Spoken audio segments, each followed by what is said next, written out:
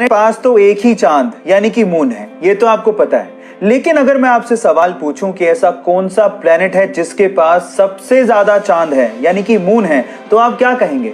शायद आप लोग जुपिटर का नाम लें, जिसके पास अभी तक 79 मून डिस्कवर हुए हैं। लेकिन आपकी नॉलेज अपडेटेड नहीं है। चलिए आपकी नॉलेज को मैं अपडेट कर देता हूं। एक्चुअली सैटर्न यानी कि शनि जुपिटर को पीछे छोड़ते हुए 82 मून्स के साथ नंबर 1 पोजीशन पे आ गया है। यानी कि शनि के पास 82 मून्स डिस्कवर किए गए हैं। क्या इसके पहले तक इफेक्ट आप जानते थे? और अगर नहीं जानते थे तो चैट सेक्शन में लिखना मत। पता है कि सचिन तेंदुलकर को अपने इनिशियल दिनों में मारुति 800 जैसी एक सिंपल कार खरीदने के लिए बैंक से 40,000 रुपए का लोन तक लेना पड़ गया था। और आज वही सचिन तेंदुलकर BMW जैसी कंपनी के इंडिया में one of the brand ambassador है। इन तस्वीरों से यह साफ होता है कि अगर आप में डिटर्मिनेशन है और अगर आप में विल पावर है तो आप लाइफ में कुछ भी अचीव कर सकते हो। इसीलिए अपने आप पे विश्वास रखो और जिस चीज को कर रहे हो उसको करते रहो तब तक जब तक आपको सफलता हाथ नहीं लग जाती। इस बारे में आपका क्या ख्याल है? चैट सेक्शन में लिखना मत भूलिएगा। फैक्ट नंबर 1, आपने मैथ्स में फ्रैक्शनल नंबर्स के बारे में तो सुना होगा, वही 1/2, 2/3, 3/4। तो मेरा सवाल ये है कि जो बाई है, ये जो हॉरिजॉन्टल लाइन है, इसे क्या बोलते हैं? हमने आज तक कभी नहीं सोचा होगा कि इस हॉरिजॉन्टल लाइन का भी कोई नाम है। डोंट वरी, मैं आपको बताता हूं। इसका नाम है विनकुलम। याद रखिएगा, विनकुलम।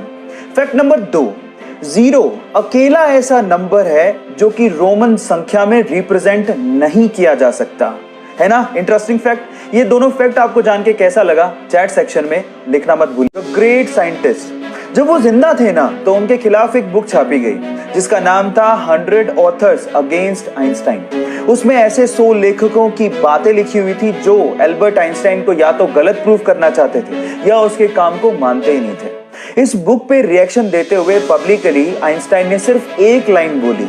उन्होंने कहा, if I were wrong one would have been enough. अगर मैं गलत होता या मेरा काम गलत होता तो एक इंसान उसको गलत प्रूफ करने के लिए काफी था।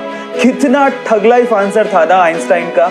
ये फैक्ट सुन के आपको कैसा लगा? चैट सेक्शन में लिखना मत भूलिएगा। गाइस, क्या आपको पता है कि 17 जुलाई को कौन सा डे सेलिब्रेट करते हैं? डोंट वरी, मैं आपको बताता हूँ। 17 जुलाई को हर साल हम लोग वर्ल्ड इमोजी डे सेलिब्रेट करते हैं। पर सवाल मेरा ये है कि इमोजी ये शब्द आया कहां से और इसका मतलब क्या है? ये भी मैं आपको बताता हूँ। एक्चुअली इमोजी एक जापानीज वर्ड है जिसमें ई का मतलब होता है पिक्चर और मोजी का मतलब होता है कैरेक्टर या फिर लेटर। अब ये तो आपको पता ही होगा कि इमोजीज स्मॉल डिजिटल आइकन्स या फिर इमेजेस होती हैं जिनको हम लोग इलेक्ट्रॉनिक कम्युनिकेशन में आइडियाज को या फिर इमोशंस को एक्सप्रेस करने के लिए करते हैं। ये नॉलेज आपको कैसी लगी? चैट सेक्शन में लिखना मत भूलिएगा। अमेरिका में एक बंदा है जिसका नाम है जॉन हैरिसन।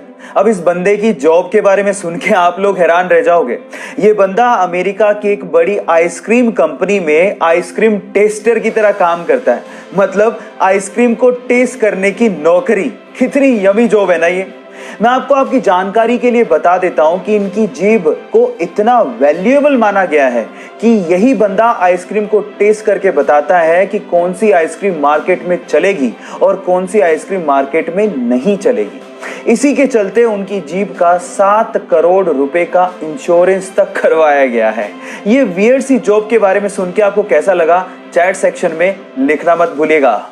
आप लोग जीमेल तो इस्तेमाल करते होंगे, तो मैं आपको जीमेल के बारे में एक इंटरेस्टिंग चीज बताता हूँ। जीमेल में ना एक कॉन्फिडेंशियल मोड होता है जिसे अगर आप ऑन करके किसी को भी मेल भेज रहे हो तो वो बंदा जिसने आपके मेल को रिसीव किया है वो ना तो कभी उसे फॉरवर्ड कर पाएगा ना ही कभी उसे प्रिंट कर पाएगा।